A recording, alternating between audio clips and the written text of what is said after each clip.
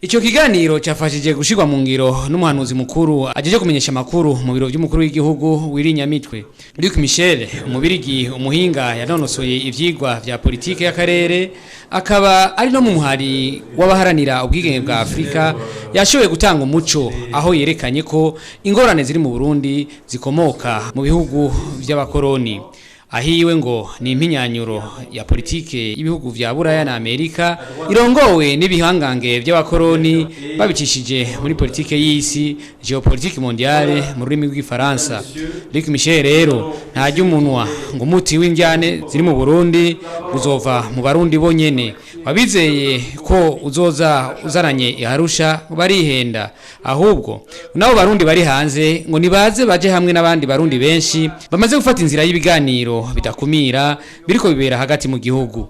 Uyo mukunzi wa Afrika ati abarundi nibo kwizera gose ikiza kizova mu Bubirigi, mu Faransa canke muri Amerika, ngo byo bavyiza bagumye bafatanye mu nda bagasenyera ku mugozi umwe bakabandanya bunga ubucuti n'ibindi bihugu bibashigikiye, kuko bomenya ko atari bo bonyene.